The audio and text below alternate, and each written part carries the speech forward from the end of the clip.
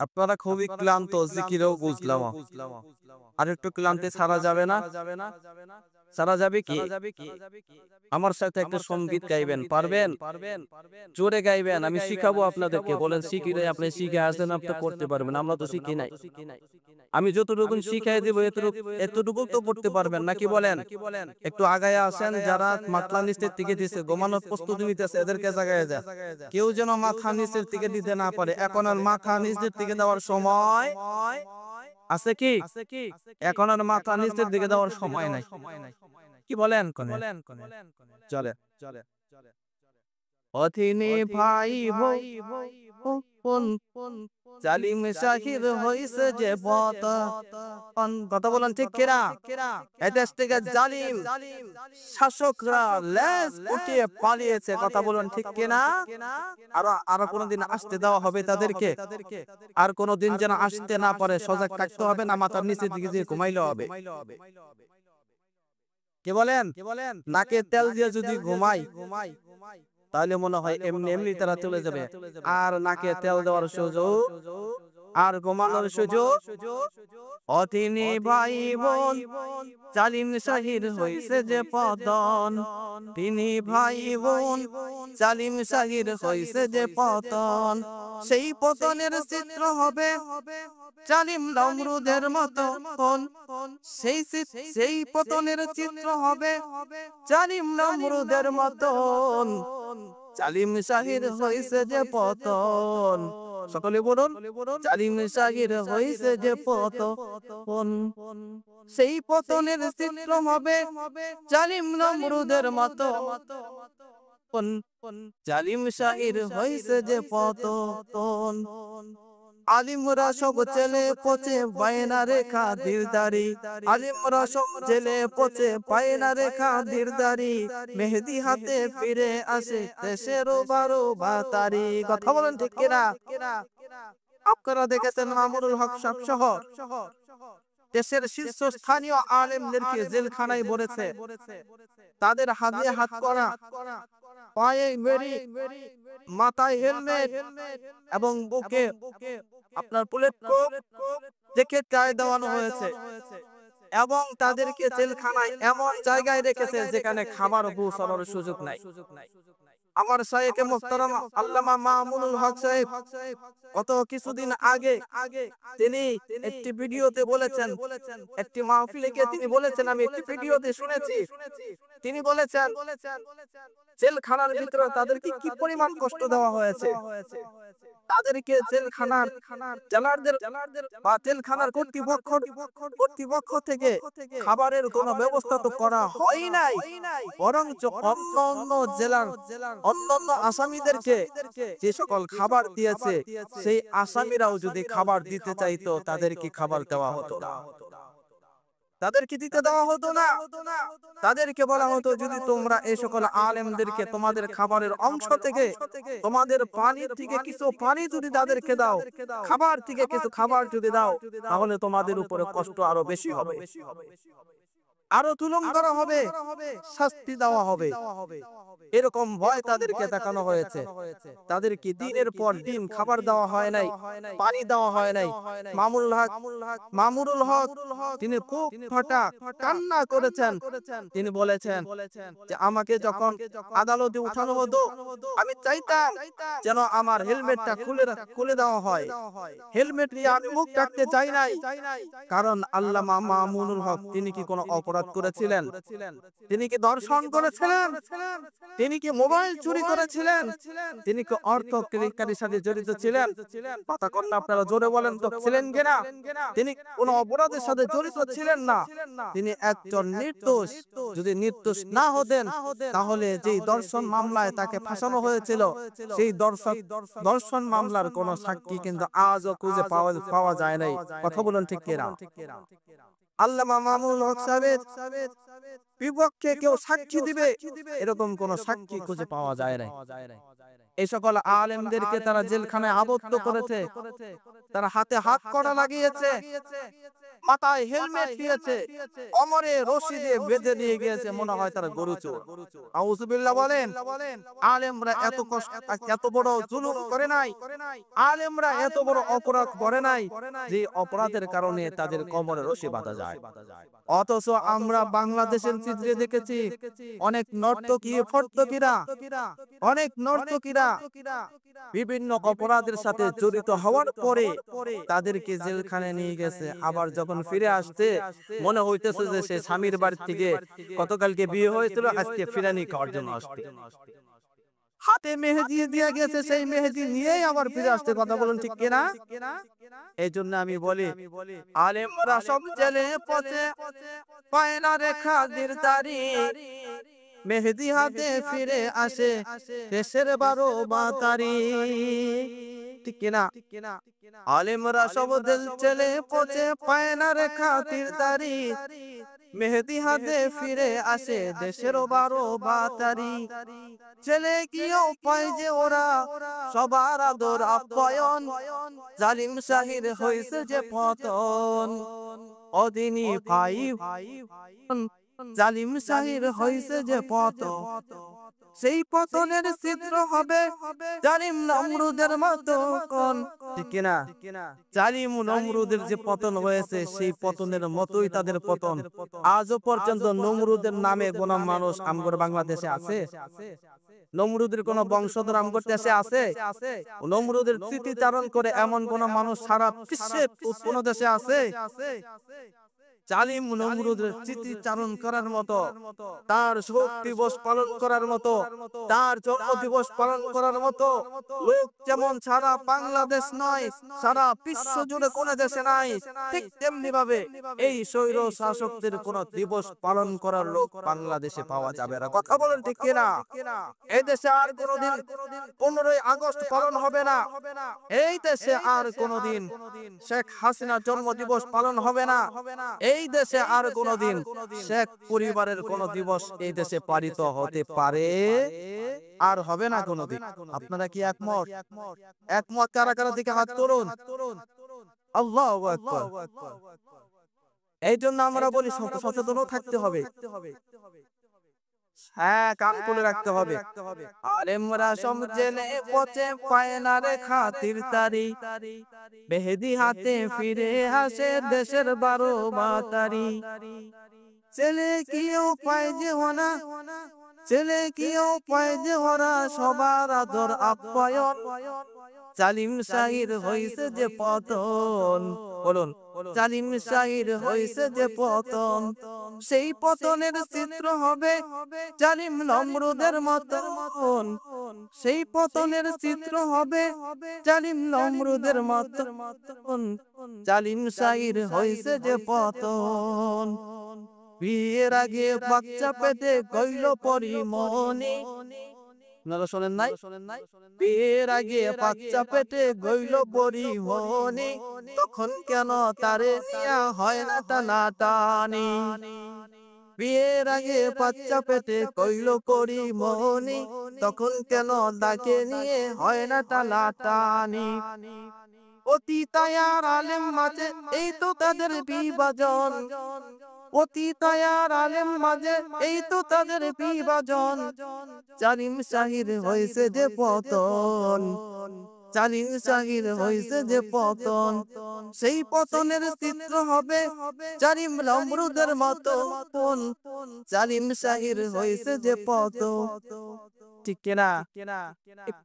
দেখেন, পরিমণি এক সময় পেয়েও হয় নাই, তার স্বামী নাই, পেটে বাচ্চা, কোন আদালতে তার মামলা হয় না, তাকে নিয়ে কোনো টানাটানি কোনো মাতামাতি নাই। আল্লামা মামুনুল হক তার বৈধ স্ত্রী নিয়ে গেছেন হোটেলে, সেটা নিয়ে তাদের মাথা ব্যথা। কথা বলেন ঠিক কিনা? আলেমরা কি এতটুকু স্বাধীনতা পাবে না? তার বউ নিয়ে শ্বশুর বাড়িও যাইতে পারবে না? কি বলেন আপনারা? এই সুযোগ আছে না? আপনারা দিবেন না? এখন দেশ স্বাধীন, আমরা স্বাধীন দেশে আমাদের স্ত্রীদেরকে নিয়ে আমরা শ্বশুর বাড়ি অবাধে যাইতে পারবো বলে আশা রাখি। আপনারা কি বলেন, দিবেন তো? ইনশাআল্লাহ আপনাদের স্বাধীনতা বজায় থাকুক, আমরাও স্বাধীনভাবে চলি, এদেশের প্রতিটা স্বাধীন নাগরিক স্বাধীনভাবে এদেশে চলুক, এটাই আমাদের প্রত্যাশা। কথা বলুন ঠিক কিনা? মোহতারাম হাজিরিন, আজকের আমি আলোচনা শুরু করতে চাই সেনেরমা কল্যাণ দক্ষিণ পাড়া জামে মসজিদ ও যুব সমাজের উদ্যোগে ষষ্ঠ বার্ষিক ওয়াজ মাহফিল। অধ্যকার আজকের এই মাহফিলের সম্মানিত শ্রদ্ধাভাজন সভাপতি সাহেব, যুগের শ্রেষ্ঠ সন্তান ওলামায়ে কেরাম, মুরব্বিয়ানে আযম, সমবয়স্ক তরুণ যুবক ভাই বন্ধুগণ, বর্তার অন্তরালে অবস্থানরত অত্যন্ত শ্রদ্ধেয় মা ও বোনেরা, সকলকে নিয়ে আমি আলোচনা শুরুতে মহান মালিক আল্লাহ জাল্লা শাআতুহু আম্মা নাওয়ালুহুর দরবারে আজিমুশ শানে শুকরিয়া জ্ঞাপন করি যে মহান মালিক আল্লাহ তাআলা আমাদেরকে আমাদের হায়াতের মহামূল্যবান সময়টুকু এই মুহূর্ত পর্যন্ত দীর্ঘায়িত করে মহান মালিক আল্লাহ তাআলা আমাদেরকে এই রহমতি, এই বরকতি সামিয়ানার নিচে আসবার বসবার তৌফিক দান করেছেন। আমরা সকলে কালিমাতুশ শুকর আদায় করে বলি আলহামদুলিল্লাহ। লক্ষ কোটি দরুদ ও সালামের হাদিয়া পেশ করছি বিশ্ব মানবতার দূত, বিশ্ব পয়গম্বর জনাব মুহাম্মদুর রাসূলুল্লাহ সাল্লাল্লাহু আলাইহি ওয়াসাল্লামের রওজা মুবারকে সকলেই মুহাব্বতের সাথে আরেকটা বার পড়ে নেন সাল্লাল্লাহু আলাইহি ওয়াসাল্লাম। মুহতারাম হাজিরিন, অতি অল্প সময় আপনাদের মাঝে কথা বলবো, লম্বা সময় কথা বলে আপনাদেরকে কষ্ট দিব না। আমি কোরআনে কারীমের একখানা আয়াত তেলাওয়াত করেছি, একটা হাদিস তেলাওয়াত করেছি, তিরমিজি শরীফের একখানা হাদিস তেলাওয়াত করেছি। এই হাদিস এবং এই আয়াত, কোরআনে কারীমের এই আয়াতকে এবং এই হাদিসটাকে সামনে রেখে সামান্য সময় আলোচনা করব। আপনারা ধৈর্য ধরে শুনবেন তো ইনশাআল্লাহ। মুহতারাম হাজিরিন, আয়াতে কারিমা তেলাওয়াত করেছে। আয়াতে কারিমার মধ্যে আল্লাহ তাআলা বলেন, ওয়ালা তামশি ফিল আরদি মারহা ইন্নাল্লাহা লা ইউহিব্বু কুল্লা মুফতাদিন ফাখুর। আল্লাহ তাআলা ডাকতে আছেন, ও পৃথিবীর মানুষ, দুনিয়াতে চলতে গিয়ে অহংকার আর দম্ভ করে চলো না, দাম্ভিকতার সাথে অহংকারের সাথে চলো না। কারণ হলো আল্লাহ তাআলা কোন দাম্ভিক আর অহংকারীকে ভালোবাসেন না। অহংকারী আর দাম্ভিককে আল্লাহ তাআলা ভালোবাসেন না, এজন্য দম্ভ করে চলা যাবে। আমরা অনেক মানুষ আছি হাঁটতে গিয়ে থট থট থট থট জমিনকে কাঁপায়া হাঁটি। এখন তো আর যুবক পয়রা হাঁটে না, যুবক পয়রা এখন মোটর সাইকেল চালায়। মোটর সাইকেল দিয়ে 4 গিয়ার তো না, এখন 5 গিয়ারে কেমন জোরে টান দেয়, আশপাশে রাস্তা নয় শুধু আশপাশের বাড়ি ঘরগুলো কাঁপতে থাকে। কথা বলুন ঠিক কিনা? যুবক ভাইরা যখন মোটর সাইকেল টান দেয়, বৃদ্ধ বাবা যেটা তখন খুব আফসোস, এটা কার ছেলে গো, কেরা গেল গো, এটা তো সামনে গিয়ে তো বিপদে পড়ে। হয় কি এমন হয় কি বিপদে বলে পড়েও। তাদেরকে লক্ষ্য করে বলেছেন, ওয়ালা তামশি ফিল আরদি মারহা, তোমরা থম্ব বরে অহংকারের সাথে দাম্ভিকতার সাথে, শরীরে শক্তি আছে, যৌবনের শক্তিটাকে প্রয়োগ করে এইভাবে তোমরা মোটরসাইকেলের পিকআপ টানিও না। কারণ আল্লাহ তাআলার কাছে তোমাদের এই আচরণটা পছন্দনীয় নয়। আল্লাহ তাআলা তোমাদের এই আচরণকে ভালোবাসেন না, বরং আল্লাহ তাআলা বলেছেন, ওয়াকুসিদ ফি মাশিকা ওয়াগুতুত মিন সাউদিকা ইন্না আনকারাল আসওয়াত ইন্না আনকারাল আসওয়াতি লাসাউতুল হক। আল্লাহু আকবার। আল্লাহ বলেন, ওয়াকসিদ ফি মাশিকা, তোমার চলনে মধ্যবর্তী অবলম্বন করো না। এমন ভাবে হাঁটতেছো মানুষ করবে রোগা, এমন ভাবে হাঁটিও না, আবার এমন চোরেও হাঁটিও না মানুষ মানুষ না বলে তোমাকে ঘোড়া বলে। আর উচ্চ আওয়াজে কথা বলিও না, কারণ উচ্চ আওয়াজের কথা মানুষ কয় না, কাদাই কয়।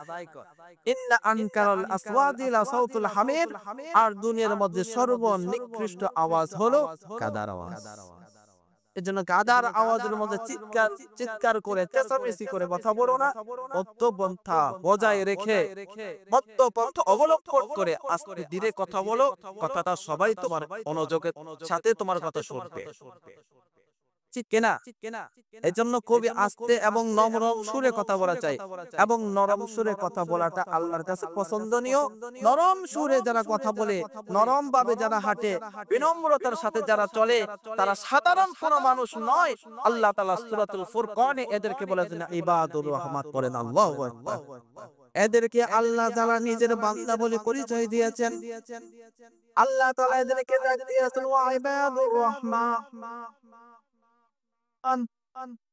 দয়াময় প্রভুর বান্দা তো তারা الذين يمشون في الأرض الذين يمشون على الأرض هونا وإذا خاطبهم الجاهلون وإذا خاطبهم الجاهلون قالوا سلام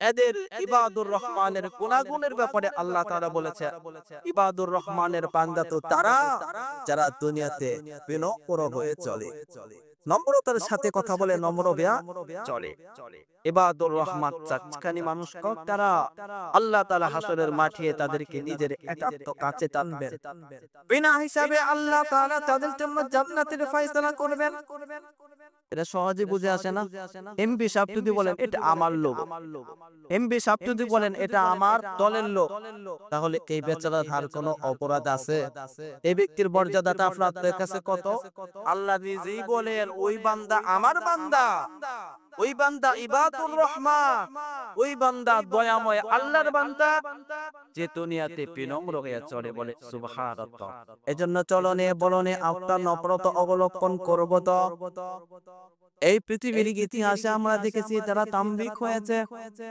যারা অহংকার হয়েছে যারা অহংকারের সাথে চলেছে যারা নাফরমানি করেছে আল্লাহ তাআলা এদেরকে আস্তে আস্তে ধরেছেন সময় দিয়েছেন কিন্তু সময় দিতে দিতে যখন তারা সীমা লঙ্ঘন করেছে আল্লাহ তাআলা তখন তাদেরকে ধরে উচিত শিক্ষা দিয়েছেন এমন আল্লাহ তাআলা নজির দেখেছেন অনেক জায়গাতে নমরুদকে আল্লাহ তাআলা ধরেছেন তার বাড়াবাড়িকে সহ্য করেন নাই ফিরআউনকে আল্লাহ তাআলা ধরেছেন তার কুপ্রপন্থা আল্লাহ সহ্য করেন নাই মুসা আলাইহিস সালাতু ওয়াস সালাম ফিরআউনকে যখন দাওয়াত দিতে গেলেন আল্লাহ তাআলা মুসা আলাইহিস সালাতু ওয়াস সালামকে ফিরআউনের সাথে কিভাবে কথা বলতে হবে কথা বলার বচন ভঙ্গি এবং কথা বলার ভঙ্গিমা সবকিছু শিখিয়ে দিলেন কথা বলার সময় যেহেতু সে শাহী মানুষ যেহেতু সে বাদশা যেহেতু সে রাজা রাজার সাথে রাষ্ট্রের সর্বোচ্চ পর্যায়ের ব্যক্তির সাথে কথা বলতে গিয়ে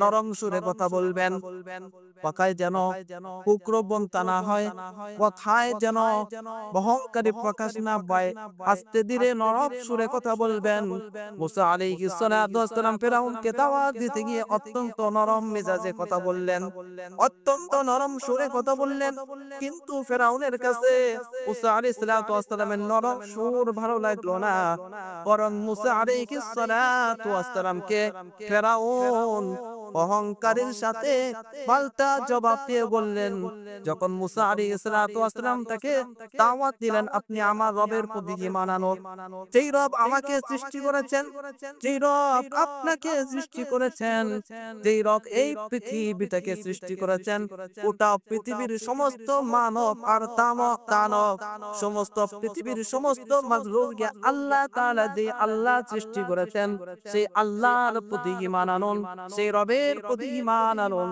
ফিরআউন কি বলে জানেন ফিরআউন বলে রব আবার কিসের রব কোন রবের কথা বলো আমার রাজ্যের সবাই তো আমাকে রব বলে মানে আনা রব্বুকুমুল আলা ফিরআউন নিজেই নিজেকে রব দাবি করে বলল আমি তো বড় রব আউযুবিল্লাহ বলেন আমি তো বড় রব কথা বলুন যে নিজেকে রব দাবি করতে পারে অথচ রবের সৃষ্টি হয়ে নিজেই যখন নিজেকে রব দাবি করলো চরম পর্যায়ের থাম্পিকতার আশ্রয় নিল চরম পর্যায়ের উগ্রপন্থা অবলম্বন করলো আল্লাহ তাআলা বললেন ফিরআউন এবার তুমি সীমা লঙ্ঘন করেছো এবার তোমাকে শায়েস্তা করার সময় এসেছে আল্লাহ তাআলা ফিরআউনকে ধরেছেন না ধরেন নাই কোন জায়গায় নিয়ে ডুবাইছেন নীল নদে কোথায় নীল নদে ডুবাইয়ে মেরেছেন নমরুদকে আল্লাহ তাআলা লেকড়া মশার আঘাতে মেরেছেন কিনা আল্লাহ তাআলা এইভাবে নমরুদ আর ফিরআউনকে যেভাবে মেরেছেন যেভাবে শায়েস্তা করেছেন আল্লাহ তাআলা আরো 6টা জাতির কথা কোরআনে বর্ণনা করেছেন সবচেয়ে শক্তিশালী জাতি ছিল এরা শুধুমাত্র অহংকার আর নাফরমানি করার কারণে আল্লাহ তাআলা এরকম 6টা বড় বড় জাতিকে সমূলে ধ্বংস করে দিয়েছেন এই সমূলে ধ্বংস করা জাতিদেরকে আল্লাহ তাআলা তার কালামুল আহকামুল হাকিমিন, আল্লাহ তাআলার সত্য কিতাব কোরআনে কারিমে তাদের আলোচনা করেছেন। 6টা জাতির কথা আমি আপনাদেরকে সংক্ষেপে বলবো, শুনবেন? 1 নম্বর জাতি হলো মাদিয়ানবাসী, 2 নম্বর জাতি হলো আদ জাতি, 3 নম্বর জাতি হলো সামুদ জাতি, 4 নম্বর জাতি হলো কওমে লূত, 5 নম্বর জাতি হলো কওমে নূহ, 6 নম্বর জাতি হলো ফিরাউনের জাতি, কওমে ফিরাউন। এই 6টা জাতিকে আল্লাহ তাআলা সমূলে ধ্বংস করে দিয়েছেন। একটা জাতির কথা সবিস্তারে বলি, বাকিগুলো বলার সুযোগ হয়তোবা নাও হতে পারে। আল্লাহ তাআলা সর্বপ্রথম মাদিয়ানবাসীদেরকে ধরলেন। মাদিয়ানবাসীদেরকে আল্লাহ তাআলা শায়েস্তা করেছেন। কোরআনে কারীমের সূরাতুল আরাফের 85 এবং 86 নম্বর আয়াতে আল্লাহ তাআলা সবিস্তারে বর্ণনা করেছেন। এই মাদিয়ানবাসীরা সর্বপ্রথমে পৃথিবীতে নাফরমানি করা শুরু করে। কোন ধরনের নাফরমানি? যে নাফরমানির বীজ তারা শত শত নয়, হাজার হাজার বছর আগে যে নাফরমানির বীজ বপন করে দিয়ে গিয়েছিল, আজও বাংলাদেশের জমিতে, বাংলার জমিনে সেই বীজের চারা আজও পর্যন্ত আছে। নাউজুবিল্লাহ বলেন। তারা এমন অপরাধের চারা রোপণ করে গিয়েছিল, আজও সেই চারা গাছ এখনো আছে, এখনো সেই গাছ থেকে চারা গজায় এবং ফুল আসে, ফলও আসে। কি কি তারা করেছিল? তারা খুন খারাপি করেছিল, চক্রাবিবাদ, মারামারি, হানাহানি, কাহাজানি, ছিনতাই, ধর্ষণ ইত্যাদি সর্বোচ্চ পর্যায়ের অপকর্ম তারা শুরু করে দিয়েছিল। যখন তারা সর্বোচ্চ পর্যায়ের অপকর্মগুলো করে, মানুষের সম্পদগুলো লুট করে, রাস্তার ধারে তারা বসে বসে মানুষের সম্পদগুলো লুট করে নিয়ে যায়, এটাকে কি বলে? ডাকাতি, ছিনতাই, চুরি, রাহাজানি, ধর্ষণ, মানুষের রক্তপাত, মানুষকে খুন করা, অন্ধকারে মানুষের সম্পদগুলো চুরি করা, মানুষের ছবিগুলো চোর দখল দেওয়া, এই সমস্ত কাজগুলো মাদিয়ানবাসীরা শুরু করে। মাদিয়ানবাসীরা যখন এহেন কর্মকাণ্ড শুরু করে দিল, আল্লাহ তাআলা তাদেরকে সহিহ সমাজের বুঝ দেওয়ার জন্য, তাদেরকে নসরত করার জন্য আল্লাহ তাআলা একজন পয়গম্বর পাঠালেন। পয়গম্বরের নাম হযরত শুআয়ব আলাইহিস সালাম। শুআয়ব আলাইহিস সালাম তাদেরকে বুঝালেন, ও আমার জাতির লোকেরা, তোমরা এহেন কর্মগুলো করো না। আল্লাহ তাআলা কোরআনে সবিস্তারে বর্ণনা করেছেন। আল্লাহ তাআলা বলেন, ওয়া ইলা মাদিয়ানা আখাহুম শুআয়বা قال يا قوم اعبدوا الله ما لكم من إله غيره قد جاءتكم بينة من ربكم فأوفوا الكيل والميزان ولا تبخسوا الناس أشياءهم ولا تفسدوا في الأرض بعد إصلاحها ذلكم خير لكم إن كنتم مؤمنين। আল্লাহ তাআলা ওই মাদিয়ানবাসীদের কাছে তাদেরই স্বজাতীয় ভাই, তাদেরই গোষ্ঠীর একজন লোক, তাদের জনপদের একজন লোক, যার নাম শুআয়ব, যার নাম কে? কথা বলুন, যার নাম কি? শুআয়ব। শুআয়ব নবীকে আল্লাহ তাআলা তাদের কাছে প্রেরণ করলেন। শুআয়ব আলাইহিস সালামকে এই মর্মে আল্লাহ পাঠালেন যে তোমার জাতিকে আমি এক আল্লাহর উপাসনা করতে বলবে। শুআয়ব আলাইহিস সালাম তাদের কাছে এসে জাতিকে ডেকে বললেন, ইয়া কওমি, এ আমার সম্প্রদায়ের লোকেরা, ওয়াবুদুল্লাহ, তোমরা আল্লাহর উপাসনা করো, আল্লাহর ইবাদত করো, মা লাকুম মিন ইলাহিন গায়রুহু, যিনি ব্যতীত তোমাদের আর কোনো উপাস্য নাই। এক আল্লাহর উপাসনা করো। তোমাদের রবের পক্ষ থেকে সত্য স্পষ্ট বাণী এসেছে এবং তোমরা ওজনে কম দিও না। যখন কোন মানুষকে দাও, কোন মানুষের কাছে কোন পণ্য বিক্রি করো, বিক্রি করার সময় মানুষের কাছে, যে আমাদের সমাজে আছে না এখন ওজনে কম দেওয়া, এই বীজ তাদের কাছ থেকে এসেছে। ওজনে কম যেহেতু তারা কেনার সময় বেশি দিয়ে কিন্তু বেশি নিয়ে কিন্তু দেওয়ার সময় মানুষকে কম দিত। এই ওজনে কম দিও না। আউফুল কাইল, তোমরা পরিমাপে ওয়াল মিজান এবং ওজনে তোমরা পরিপূর্ণ দাও। যে যতটুকু পায় প্রাপ্যদেরকে প্রাপ্ত বস্তু বুঝিয়ে দাও, যথাযথভাবে বুঝিয়ে দাও, কম দিও না, ওজনে কম দিবে না। ওয়ালা তাবখাসুন নাস আশিয়াআহুম, মানুষদের কাছে ঠকবাজি করবে না, মানুষকে ঠকাবে না। ওয়ালা তুফসিদু ফিল আরদি বাদা ইসলাহিহা, এবং জমিনের ভিতরে ফাসাদ করবে না, ঝগড়া বিবাদ করবে না, কারো কোন সম্পদ অন্যায়ভাবে জোর দখল দিবে না, কোন মানুষের কাছ থেকে কোন সম্পদ ছিনতাই করবে না, খুন খারাপি করবে না, দুর্নীতি করবে না, ধর্ষণ করবে না, ইত্যাদি কাজের নিষেধ যখন হযরত শুআয়ব আলাইহিস সালাম তাদেরকে করলেন, শুআয়ব আলাইহিস সালামের এই কথার প্রতি উত্তরে তারা কি করলো জানেন? ওই কথাটা আজ আমাদের দেশেও আছে। এজন্যই আমি আপনাদেরকে বলছি, শুআয়ব আলাইহিস সালাম যখন তাদেরকে সৎ উপদেশ দিলেন, ভালো কর্মের কথা বললেন, প্রতি উত্তরে তারা শুআয়ব আলাইহিস সালামের এই নসিহতগুলো গ্রহণ করলেন না। গ্রহণ না করে একটা কথা মনে রাখবেন, অহংকারী ব্যক্তি, লোভী ব্যক্তিরা কারো উপদেশ গ্রহণ করে না।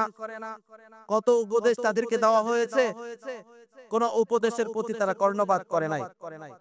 হাজারবার বলা হয়েছে আপনার বাবার প্রতিকৃতি মূর্তি স্থাপন করবেন না, আপনার বাবার মূর্তি স্থাপন করে আপনার বাবার সম্মান এদেশে টিকে রাখতে পারবেন না। কতবার তাকে নিষেধ করা হয়েছে, না দিনে না ছোড়বান্দি তার বাবার মূর্তিগুলো মোড়ে মোড়ে রাস্তার ধারে ধারে প্রতিটা জায়গাতে তার বাবার মূর্তি দিয়ে দেশটা পড়ে দিল। কতদিন ব্যবধানে 18 সাল থেকে এই অভিযান শুরু হয়েছে, 18 থেকে আজকে 25 সাল, এখনো আসে নাই 24 সাল, মাত্র কত বছর? হ্যাঁ, 6 বছরের ব্যবধানে এখনো তো অনেক জায়গায় নির্মাণ কাজ শেষ হতে পারে নাই। অনেক জায়গাতে এখনো নির্মাণ কাজ নির্মাণাধীন আছে। এখনো কোন জায়গাতে হয়তো হাত বানানো হয়েছে, কোন জায়গায় কোমর পর্যন্ত বানানো হয়েছে, এখনো মাথাটা বানানো হয় নাই, কোন কোন জায়গাতে মাথা বানানো হয়েছেও বটে, কিন্তু কিন্তু আপনার বাবার মাথা কিন্তু কোন জায়গাতে অক্ষুণ্ণ নাই। কথা বলুন ঠিক কিনা? আলেমরা বারবার নসিহত করেছে, এই নসিহত গুলো তিনি কর্ণপাত করে নাই। বাবার সম্মান তিনি তুলে সাত করে দিয়ে গেছে। মাথার উপরে উঠে কাক পায়খানা করেছে, মাথার উপরে উঠে যুবক ছেলেরা প্রস্রাব করেছে। কথা বলুন ঠিক কিনা? সম্মান দেওয়ার মালিককে, সম্মান যদি আল্লাহ না দেয়, কারো কাছ থেকে জোর করে আদায় করা যায়? শুআয়ব আলাইহিস সালাম যখন তাদেরকে উপদেশ দিলেন, উপদেশ তো মানলই না, বরন্ত তারা শুআয়ব আলাইহিস সালামকে ধমকি দিল, হে শুআয়ব, যদি তুমি আমাদেরকে এমন কাজকর্ম থেকে বাধা দিতেই থাকো, শোনো, লানুখরিজান্নাকা ইয়া শুআয়ব ওয়াল্লাযীনা আমানু মাআকা, লানুখরিজান্নাকা ইয়া শুআয়ব ওয়াল্লাযীনা আমানু মাআকা মিন ক্বরিয়াতিনা আও লাতাউদুন্না ফী মিল্লাতিনা। শুআয়ব আলাইহিস সালামের সেই অবাধ্য জাতিরা শুআয়ব আলাইহিস সালামকে ডেকে বলল, এ শুআয়ব, যদি একই কর্ম থেকে তুমি বিরত না থাকো, আমাদেরকে উপদেশ দেওয়ার কোনো প্রয়োজন নাই। আমাদেরকে উপদেশ দেওয়ার থেকে যদি বিরত না থাকো, তাহলে আমরা তোমাকে সহ তোমার প্রতি যারা ঈমান এনেছে তাদেরকে আমাদের দেশ থেকে বের করে দিব। বলেন নাউজুবিল্লাহ। এদেশের সরকার কেউ যখন উলামায়ে কেরাম এই জাতীয় উপদেশ দেওয়া শুরু করলো, তখনও তারা বলল বুড়িগঙ্গা নদীতে ডুবিয়ে দিব, এদেশে যাদের মূর্তি ভালো না লাগে তারা যেন পাকিস্তান চলে যায়। বলছিল না, বলে নাই? যারা মূর্তির বিরোধিতা করেছিল তারা ঠিকই এদেশে আছে, যারা মূর্তি স্থাপন করতে চেয়েছিল তারা কিন্তু এদেশে থাকতে পারে নাই। তারা এদেশ থেকে মূর্তির দেশ হিন্দুস্তানে, হিন্দুদের দেশে তারা পাড়ি জমাতে হয়েছে। কথা বলুন ঠিক কিনা? ওই হিন্দু প্রতিমা প্রতিমা প্রেমী দেশ ছাড়া অন্য কোন দেশ তাদেরকে আশ্রয় দিতে চায় না। সৌদিতে আশ্রয় চেয়েছে, চায় নাই। যারা মূর্তি পূজা করে তাদের ঠাঁই সৌদি আরবে হবে না, যারা প্রতিমার পূজা করে তাদের ঠাঁই আমেরিকাতেও হয় না, অমুসলিম দেশেও হয় না, একমাত্র ভারত ছাড়া তার অন্য কোনো ঠাঁই নাই। মুহতারাম হাজিরিন, এই জন্য আরো আমরা যা দেখেছি, এই ৬টা জাতির মধ্যে একটা জাতির কথা বললাম, যেমনি ভাবে শুআয়ব আলাইহিস সালাতু ওয়াস সালামের এই জাতি নাফরমানি করার কারণে, অহংকার করার কারণে আল্লাহ তাআলা তাদেরকে ধ্বংস করেছেন। ফিরআউনের জাতিকেও আল্লাহ তাআলা ধ্বংস করেছেন। আল্লাহ তাআলা এটাও উল্লেখ করেছেন আদ জাতিকেও ধ্বংস করে দিয়েছেন, সামুদ জাতিকেও ধ্বংস করেছেন। সূরাতুল ফাজরে আল্লাহ তাআলা ৬ এবং ৭ নম্বর আয়াত থেকে শুরু করে আলোচনা করেছেন। আলাম তারা কাইফা ফাআলা রাব্বুকা বিআদ ইরামাদ আদিল ইমাম التي لم يخلق مثلها في البلاد وثمود الذين جابوا الصخر بالواد وفرعون ذي الأوتاد الذين طغوا في البلاد فأكثروا فيها الفساد فصب عليهم ربك سوط عذاب। একত্রে আল্লাহ তাআলা তিনটা জাতির কথা এখানে আলোচনা করেছেন। ইরামা যাতিল ইমাদ, ইরাম, এখানে আল্লাহ তাআলা আদ জাতির কথা আলোচনা করেছেন। তারা খুঁটির মতো লম্বা ছিল, পিলার আছে না, বিল্ডিং এর পিলার, খুঁটি, স্তম্ভ, স্তম্ভের মতো লম্বা। আবার তারা মোটাও ছিল, মজবুত ছিল। তাদের দৈর্ঘ্য সম্পর্কে রাইসুল মুফাসসিরিন আব্দুল্লাহ ইবনে আব্বাস রাদিয়াল্লাহু তাআলা আনহু বলেছেন, তাদের দৈহিক ধর্ম ছিল আপনার লম্বা ছিল, দৈর্ঘ্য ছিল। তাদের দেহটা কতটুকু লম্বা ছিল? 18 ফুট। কত ফুট? 18 ফুট, মানে 12 হাত।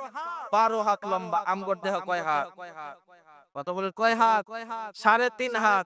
তাহলে আমগর দেহ যদি 3.5 হাতের হয়, তাহলে 12 হাতের দেহটা কত বড় ছিল? বিরাট আকৃতির দেহ বিশিষ্ট মানুষকেও আল্লাহ তাআলা ধ্বংস করেছেন। আল্লাহ তাআলা আমাদের চোখে আঙ্গুল দিয়ে বলেছেন, আলাম তারা, ও নবী মুহাম্মদ, আপনি কি দেখেন নাই, আপনি কি লক্ষ্য করেন নাই? আলাম তারা কাইফা ফাআলা রাব্বুকা, আপনার রব কেমন আচরণ করেছে বিআদ জাতির সাথে। আলাম তারা কাইফা ফাআলা রাব্বুকা বিআদ, আদ জাতির সাথে আল্লাহ তাআলা কি আচরণ করেছেন? ইরামা যাতিল ইমাদ, যারা ছিল খুঁটির মতো লম্বা, যাদের দৈহিক লম্বা ছিল, যাদের দৈর্ঘ্য ছিল 18 ফুট 12 হাত, তাদেরকেও আল্লাহ তাআলা এই জমিনে আস্তানাবুদ করে দিয়েছেন, তাদেরকেও ধ্বংস করে দিয়েছেন। কথা বলুন না কেন? তাদেরকেও যদি ধ্বংস করতে পারেন, হামগরা 3.5 হাতের পড়ি, আল্লাহ তাআলা কি করতে পারে? ইরামা যাতিল ইমাদ আল্লাতী লাম ইখলাক, আল্লাহ তাআলা নিজেই বলেন, তাদের মতো সৃষ্টি আমি আর কখনো সৃষ্টি করি নাই। وثمود الذين جابوا الصخر بالواد, আর সামুদ জাতিকেও আল্লাহ তাআলা ধ্বংস করেছেন। এই সামুদ জাতিরা পাকুড়ের পাহাড় কেটে কেটে তারা পুতল ভবন নির্মাণ করত। এমন বড় বড় জাতিদেরকে আল্লাহ তাআলা 6টা জাতিকে সমূলে ধ্বংস করেছেন। এই সমূলে ধ্বংস হওয়ার পিছনের কারণগুলো যদি আমরা লক্ষ্য করি, আমরা দেখতে পাই এই 6টা জাতি নষ্ট হয়েছে, ধ্বংস হয়েছে, আল্লাহর গজবে নিপতিত হয়েছে। তার একটা মাত্র কারণ ছিল, তারা আল্লাহর নাফরমানি করে। শুআয়ব আলাইহিস সালামের কথা বলতেছিলাম। শুআয়ব আলাইহিস সালামের জাতিরা যখন শুআয়ব আলাইহিস সালামকে গ্রাম থেকে বের করতে চাইলো, যখন তারা বলল আমাদের গ্রাম থেকে তোমাকে বহিষ্কার করে দেব, দেশান্তর করে দেব, যখন তারা সর্বোচ্চ পর্যায়ের সীমা লঙ্ঘন করলো, আল্লাহ তাআলা বললেন যে তোরা তো সীমা লঙ্ঘনের সীমাটা ছাড়িয়ে গেলি। যতটুকু সীমা লঙ্ঘনের একটা সীমা থাকে না, থাকে না, সীমা লঙ্ঘনের একটা সীমা আল্লাহ তাআলা দিয়েছিলেন। সেই সীমাটাও যখন তোরা লঙ্ঘন করে ফেললি, আল্লাহ তাআলা তখন তাদের উপরে গজব নাজিল করলেন। আল্লাহ তাআলা বলেন, ফাআখাযাতুহুমুর রাজফাতু ফি তারিহিম জাসিমিন। আল্লাহ তাআলা তাদের দেশের ভিতরেই যারা শুআয়ব আলাইহিস সালামকে দেশ থেকে বের করতে চেয়েছিল তাদেরকে আল্লাহ তাআলা তাদের দেশে তাদের ঘরের ভিতরেই ধ্বংস করে দিয়েছে। কিভাবে ধ্বংস করলেন তাফসীরের কিতাবের মধ্যে লেখে, যখন তারা সীমা লঙ্ঘন করলো আল্লাহ তাআলা আসমানি গজবটা এইভাবে ব্যবস্থা করলেন, এক সপ্তাহ ব্যাপী তাদের মধ্যে কোনো বৃষ্টিপাত নাই, কোনো বাতাস নাই, প্রচন্ড গরম করলো, লো হাওয়া বইলো, প্রচন্ড গরমের কারণে মানুষগুলো অতিষ্ঠ হয়ে গেল, না ঘরে টিকতে পারে না বাইরে টিকতে পারে, সর্বত্র যখন তারা অস্থির হয়ে গেল, ছটফট ছটফট শুরু করলো, কোনো বৃষ্টি নাই। আল্লাহ তাআলা হঠাৎ করে তখন ওই তাদের এলাকার একটা ময়দানে কাছাকাছি একটা ময়দানের ভিতরে আকাশে কিছুটা কালো মেঘ একত্র করলেন, কালো কিছু মেঘ জমা করলেন। যখন আমরা দেখি পুরা আকাশটা সাদা, পুরা আকাশে যখন রোদ থাকে, রোদ যখন প্রখর হয় প্রচন্ড গরমে যখন আমরা অতিষ্ঠ হই, আকাশে যদি কালো মেঘ দেখতে পাই তাহলে আমরা শুভ সংবাদ পেতে পারি এখন বৃষ্টি হবে, তাহলে এই গরম কিছুটা হলেও কমবে, কিছুটা ঠান্ডা পড়বে, আমরা এমন শান্তি প্রশান্তি আশা করতে পারি কিনা। আমরাও মনে করি আকাশে যখন কালো মেঘ জমছে তাহলে বৃষ্টি হবে। মাদিয়ানবাসীরা যখন আকাশের ভিতরে কালো মেঘ দেখতে পেল তখন তারা মনে করলো হয়তোবা আল্লাহ তাআলা বৃষ্টি দিবেন, আল্লাহ তাআলা হয়তোবা আমাদের প্রতি একটুটা দয়া করবেন, আকাশ থেকে এখনই বৃষ্টি হবে, এই গরম দূর হয়ে যাবে। এই জন্য তারা সকলে মিলে ওই ময়দানে একত্রিত হলো যেখানে কালো মেঘ জমা হয়েছিল।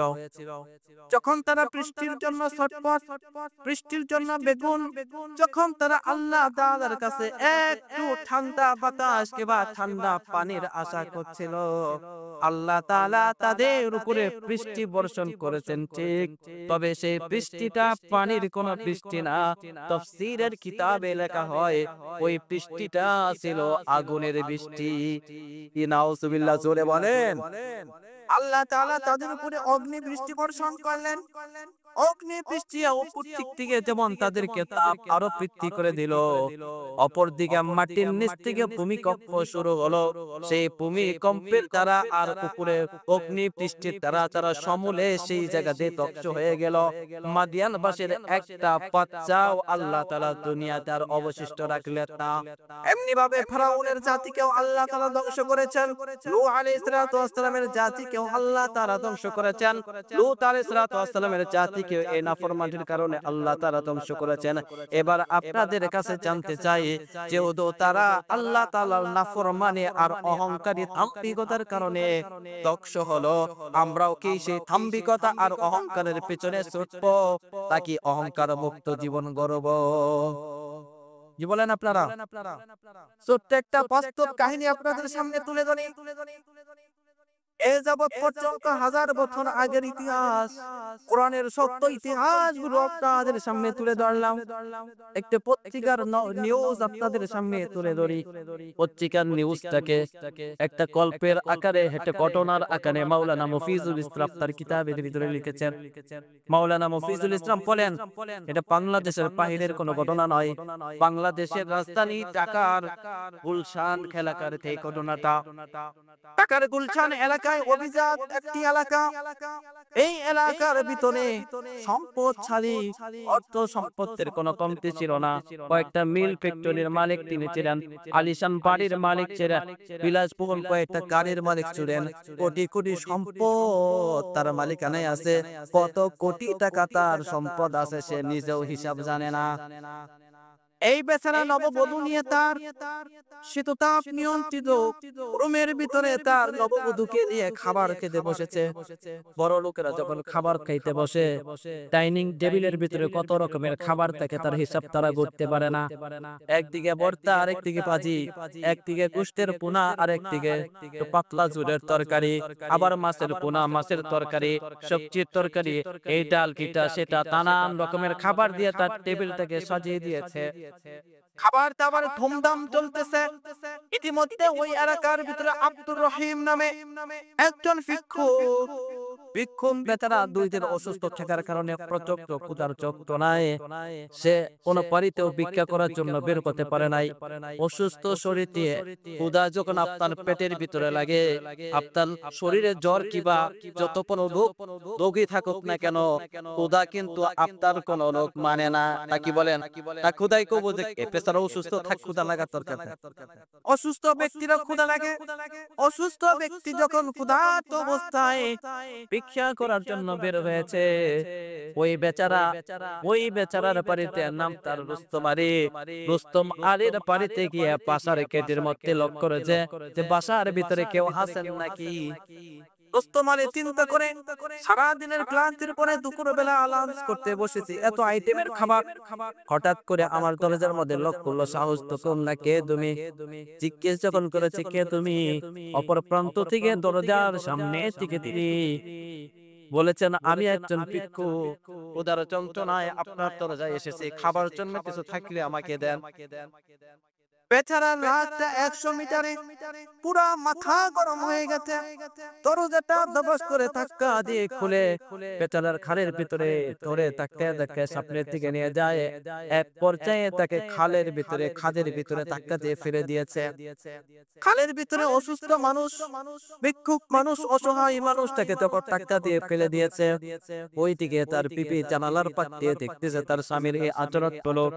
তিনি বুঝতে পেরেছেন আজকে তার স্বামী যে আচরণটা করেছেন, এই আচরণটা মানুষের সাথে মানায় না।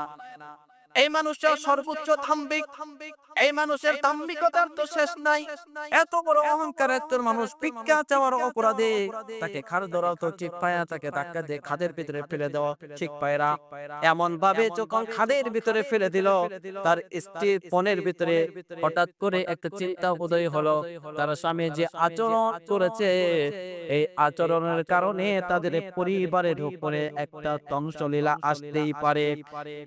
বেচারা ভিক্ষুককে ধাক্কা দিয়ে ফেলে দিয়ে যখন ঘরের ভিতরে প্রবেশ করেছে, খাবার খাইতে আবার শুরু করেছে। খাবারটা শেষ করে নাই, খাবারের মাঝামাঝি পর্যায়ে তার ফ্যাক্টরির একজন কর্মচারী এসে তাকে জানিয়েছে, ও বস, আপনার ফ্যাক্টরির ভিতরে আগুন ধরে গেছে।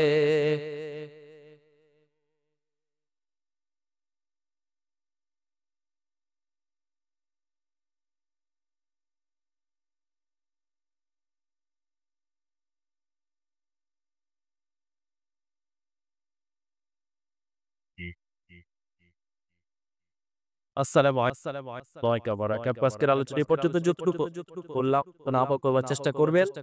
বাকি অসম্পূর্ণ কিছু আলোচনা রয়ে গেল, যদি কখনো সময় সুযোগ পাই অসম্পূর্ণ আলোচনা করার সম্পূর্ণ বলার চেষ্টা করব ইনশাআল্লাহ। আল্লাহ তাআলা সকলকে আমল করা মারি সহ কামনা।